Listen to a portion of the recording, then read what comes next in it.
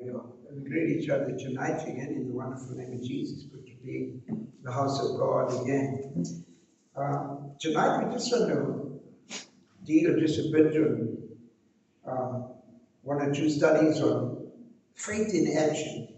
You know, the Bible says the entrance of the Word of God giveth life, gives life. And so there is a part on our side as children of God where we go to action God's Word. And when we look at faith, faith is not a word that just a noun, so to say, but it's an action word. And faith is an action, and I have meditated on this and the importance of being active, faithful Christians. First and foremost, we've got to be active, we've got to be faithful. Now, active as a result of our believing what God says to us. In other words, we're going to act on God's word. What God says to us becomes of no avail. It's useless, it's worthless if we do not respond with active faith to demonstrate to God that we do believe what He says. And so if we look at the scripture in Hebrews, chapter 11, verse number 6, it's a well-known portion of scripture. The first verse in Hebrews chapter 11 is one of the two verses that's so well-known and stand out as we speak on faith. The Bible says in verse 6 of Hebrews chapter 11, but without faith, in other words, without actioning our faith. You know, we can discuss a whole lot of stuffs and problems and have solutions to the problems and to the situation, but if we don't action what we've spoken about, it's going to remain dormant. That project, whatever it may be, will remain exactly the same. So it's the same with God, our relationship with God, and with faith. The Bible says without faith it's impossible to please Him. For he who comes to God must believe that God is. And the only way that we believe that God is through faith. He is a rewarder of those who diligently seek Him. Now, that statement in Hebrews 11, which is the tower or the cathedral of faith that we often refer to, that statement is then followed by a number of individuals who had faith in what God said to them. And we've read all about these men of God and what their faith action accomplished. When they put their faith into action and they actioned what God told them, we see what the accomplishments that they achieved through their faith in the Word of God. The Word of God became alive, because the Word can just be dead unless you activate it through faith. Only one married couple, if we read there carefully, one married couple were mentioned, the parents of Moses, who were united in their faith and their stand towards God's word. The parents of Moses, they did what God told them to do. And they made that basket and they put the baby in there. And that spared Moses to be one of the greatest men of God that God used in the Old Testament. And it spared Moses' life. Now, not one church is mentioned there. The Bible doesn't speak of a church. That is because faith is an individual choice. It's your choice, it's my choice. It's how I choose to action my faith. It's how I choose to action the Word of God that is ministered to me. It's how I choose to action what God is saying to me. And that's why it's not a collective church that's mentioned. It speaks of individuals. We either believe God enough to step out in action, in active obedience, action our faith, or we pay lip service and do nothing. Now, it is our active faith in what God says to us that releases the promises of God to us in a real and a manifest way. In other words, when we begin to action our faith in the Word of God, put our faith in the Word of God, we find that it releases, it opens up the promises of God, opens up whatever promise you're asking for, and it manifests it in a real way. It's seen in us. It's seen the way God's promises are seen, manifest in us.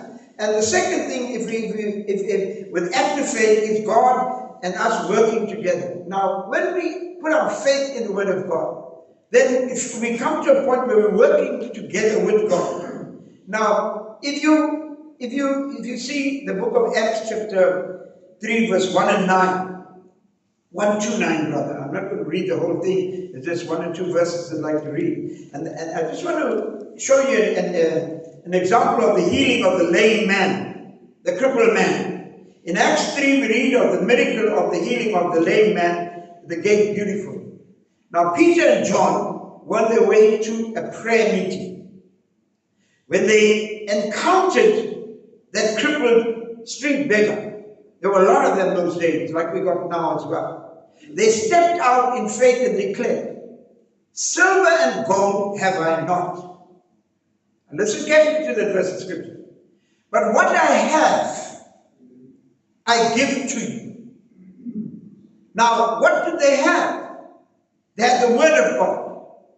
They actioned the word of God. "Such as I have, give I unto you." And he says, "In the name of Jesus Christ of Nazareth, rise up and walk." In Peter and John, in their human capacity, could never do this. But because they saw Jesus actioning the word of God, and people being raised from the dead, people being healed, people being saved, a lot of things being done. And so they have this word of God in them. And they say, "In the name of Jesus of Nazareth, rise up and walk." And Peter took him by the right hand, lifted him up, and immediately, when he touched him and lifted him up, we can just let our spirits run away with it. They released healing into the man. It was released because they actioned the word of healing. And that word of healing was released into that man. And the Bible says they lifted him up, immediately his feet and ankle bones received strength. It's still happening even today when we action our faith. Then the Bible goes on, and so he leaping up stood and walked and entered the temple with them, walking, leaping, and praising God. Now the question is, what did Peter and John have? Sometimes it may look like a fairy tale, just saying, "In the name of Jesus, rise up and walk," touching someone, and it's like with Dorcas, this woman Dorcas, when she died, they cut pieces of cloth and they were laying it on people. It's not the cloth that healed the person. But now, what did Peter and John have? They had faith in Jesus Christ and knew the power and the presence of the Holy Spirit that was living inside of them. That's so important.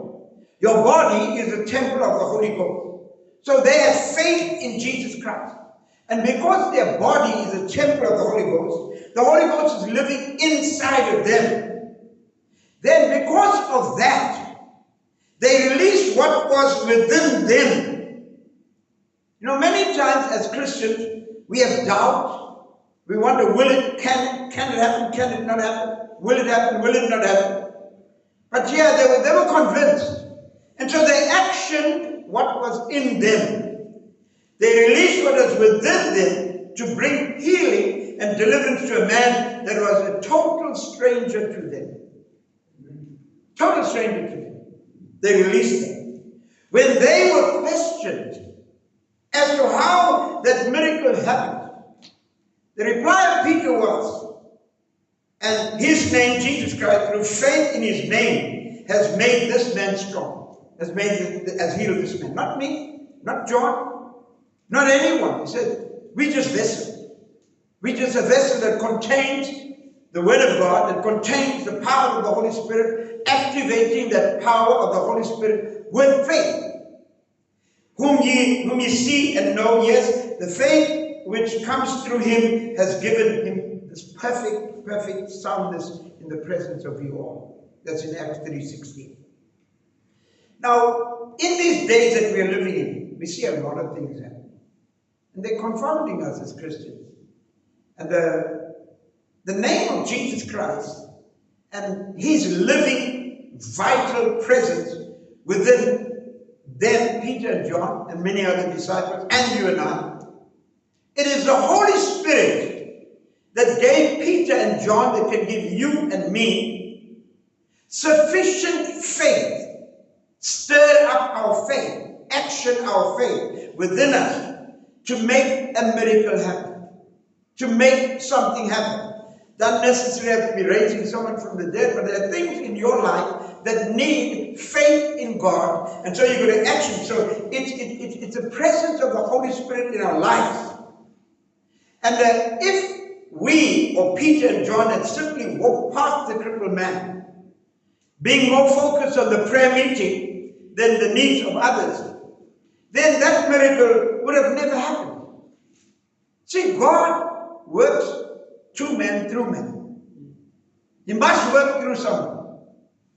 For the simple fact that your body is a temple of the Holy Ghost. So you carry within you all that God wants for other people and all that God has in store for other people through you.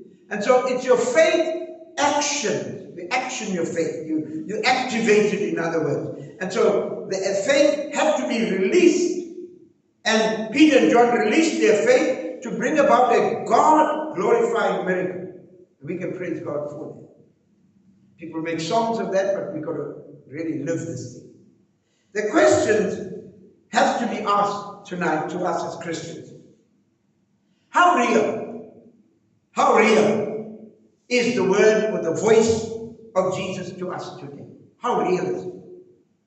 Has it become just a religion where there's no relationship? Has it just stayed in the realm of religion? And we don't really release faith. We release faith in people, in this and that and the other. Now, how real is the word or the voice of Jesus to you and I today? How real is it to you and I, his sheep, his disciples? In John 10:10, Jesus says, my sheep know my voice. The question is, sometimes we get into so many situations, problems, and needs. It's because we haven't activated our faith to hear the voice of God. The voice of Jesus. Do we know his voice? John 10:10 tells us, he says, my sheep know my voice. And when I speak, they respond. Another question that we can ask ourselves is, does our faith in God, does the voice of God create a faith inside of me that is strong enough for you and me to action it, to make this thing real? Faith is what? The substance of things hoped for, the evidence of that which is not seen. So it needs something there's a lot of things in Christianity that are unseen. They're unseen, but they're there. And so we got to come to a point where we must ask ourselves, does this voice of God, the word of God, create a faith inside me that is strong enough for me to action, to believe it, to believe his word? Another question we can ask ourselves is, true faith is an activating of what Jesus has spoken to us. You activate it. It's like, here's the light switches in. Eskom has provided the power to light this place up. And Eskom, through the municipality, has brought it to the road. So we got to get a lead from there. Brother Mackin, we're doing this, get a lead and connect to Eskom. That will still not give us light. Brother Mackin made a put switches in here, globes and things that are connected. So when you press that switch, you're activating the power that Eskom has brought to the road. And when you press the switch, the lights come on, the fans come on, the musicians can play their instrument, amplify their instruments, and so forth and so on. So that is exactly the same with us as children of God. We've got to be able to know that the power of God is here. It's there. But I must activate it. I must switch my heart on so that I can action this faith. And when we action the faith, when we action the word of God through our faith in Jesus, it's an act of obedience. It's an act of obedience. True faith produces results. And I think we're living in an era now, both in the world, secular world, and also in the church world, where we need to see results. Amen? Time and time again in Scripture, the miracles of Jesus did not happen until someone obeyed what he said and released their faith. You know, otherwise we're just preaching religion. There's no action. There's no results that are being produced. So until one of us obey what Jesus is saying and do what he says we must do, then we also release our faith in what he says, and then we'll find an active demonstration of the word of God in our very midst. That is turning the water into wine. Remember that? That listened to what he said. He said, bring the water here. And he just, whatever he done, and the water turned into wine. The fish, you remember when they had to pay their taxes? Jesus was, he wasn't working for any boss, but he said, go and catch that fish there. Open it up and you see there's a coin there. And he asked them, whose name is on that coin? They said, Caesar. Well, render unto Caesar what is Caesar. Give my taxes to Caesar. And when we begin to do that, church, our faith, the Bible says we have faith the size of a mustard seed. How need big faith? Our faith must be strong enough that we're going to demonstrate our belief in Jesus through an active obedience. You see, faith, you can say whatever you want about faith. You can preach, you can teach about faith, but unless there's an active obedience, nothing will happen. Amen? You've got to obey. That is why knowing the voice of God is so important. Now, Romans 10, verse 17. The Bible says, faith comes by hearing. And hearing what? That's what must you hear? It says you must hear the word, the voice of God. That's what you're going to hear. That activates faith. Let's look at the example of the fig tree. Jesus also taught and demonstrated to his disciples the power of faith when he cursed the fig tree. Remember that incident of Jesus? And that fig tree, the Bible says, withered. The disciples were amazed. I would be amazed at what happened. When the disciples questioned Jesus about it, this is what he replied to them. Matthew 21, verse 21 and 22. He said this, assuredly, I say to you, if you have faith and do not doubt, that's our problem. We're living in a very modern technological world that the streets just do that, press that button, do that, and everything. This comes on, and that comes on, and everything comes on. We're living in an era where, you know, when TV first came out, you used to sort of switch on and play whatever they put on there. Now with these smart TVs, you can put a thing on pause and do whatever you're doing and put it back again on. So it's so advanced. But listen, Jesus says this, and surely I say, if you have faith and do not doubt, you will not only do what was done to the fig tree, but also if you say to this mountain, sometimes we've got mountains in our lives. We'll say to the mountain in our life, be removed and be cast into the sea, and it will be done. But as Jesus says here, if you have faith and do not doubt, then he goes on to say it will be done. And whatever things you ask in prayer, believing, you will receive them. So that there's action in your faith, believing, and obedience to what the Word of God says. Jesus was telling them that it was possible for them to say and do what he did. Possible. We are his ambassador. Now, if you understand what an ambassador is, he does what his country, he represents his country. And so we cannot represent a dead Jesus. We cannot represent a Jesus that cannot save, cannot heal, cannot restore. We're going to represent a Jesus that can do the things that his word says he can do. So we got to, as children of God, do what he has taught us to do.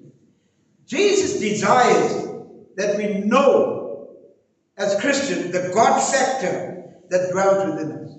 You must know the God factor that's in you. If God before me, who can be against him? That's a God factor. God is in me, who can be against him? So you must know, God wants us to know the God factor that dwells within us as Christians, every Christian. So we can learn to be workers together with God. 2 Corinthians chapter 6 verse 1 tells us, our God is a supernatural God, and He works the miraculous. We've got to believe that. And so we can do it through Him as we action our faith. Now, there's a scripture in Matthew 17 verse 14 to 21. I'll just go through it. And that scripture speaks of the healing of the son with epileptic fits. And we read of the miraculous healing of this young man. The disciples had prayed for him. You've read it. But nothing happened. They prayed and prayed, nothing happened. And in desperation, the boy was brought to Jesus. And Jesus healed him, as the incident goes. The reason is given by Jesus as to why the disciples failed to get the desired result. Why did they fail? The question we've got to ask ourselves as well. Why do we fail to get the desired result? Even though we teach, we preach, and we do say all sorts of things, but we don't get the desired result. Now Jesus says this. He says, "O faithless and perverse or unbelieving generation, how long shall I be with you? How long shall I bear with you? Bring him here to me." So there's an element in us not having faith in God. It's the element of us not believing. It's the element of us not obeying the word of God. The Bible goes on to say that the disciples inquired privately with Jesus as to why they could not cast out the demon. This was his reply. He says, because of your unbelief, disobedience. For assuredly I say to you, if you have faith the size of a mustard seed. Now, I don't know if you've ever seen a mustard seed. I've seen it. It's tiny. A mustard seed is tiny, tiny, tiny. He says if you have that size faith, you're not saying a big faith, like the faith preachers will tell you. He says, you will say to this mountain, you will say to this epileptic fit, move from here. Move from here to there. Get out of this young man. And it will move and nothing will be impossible for you. However, this kind does not go out except through prayer and fasting. That's obeying God. That's giving yourself to God. Now the question here, just in closing, how much faith do we have as individual Christians? Why did the disciples, not get the desired results? I can ask myself the question, why don't I get the desired results? You can ask yourself the question, why do I not get the desired results? The Bible says they did not have faith. Or, put it another way, every one of us has a measure of faith. They did not exercise that measure of faith. But what was happening to them, what happens to us, me, you, unbelief operates inside of us. Doubt operates inside of us. Now, doubt and unbelief are the opposites of faith. Doubt and unbelief. Now, if we doubt and we have unbelief, then we're activating the devil. But if we have faith and belief and obedience in the word of God, in the voice of God, then we activate the power of the Holy Spirit in whatever we ask Him. Doubt and unbelief do not please God. We know that. We know that so well. But faith does. And faith in His word. We have to get rid of doubt. We have to get rid of unbelief through believing God's word or God's voice. Let's call it His voice. That voice to us. And then we're going to step out. Once we believe, once we obey the voice of God, we're going to step out in an active faith. In other words, action your faith. Put your faith where it must be. Like you hear people say, put your money where your mouth is. So it's saying we must put our faith where our belief is. We have to get rid of doubt and unbelief through believing God's word and voice, and then stepping out in an active faith. Nothing supernatural in our lives, in our ministries, will happen until we step out in action. Souls get saved, people get delivered, people get healed when we step out. Jesus says in Matthew 6 verse 13, Matthew 8:26, Matthew 14:31, and Matthew 16 verse 8, He says, he uses the phrase, "O ye of little faith." The disciples cried out one time and said, "Lord, increase our faith."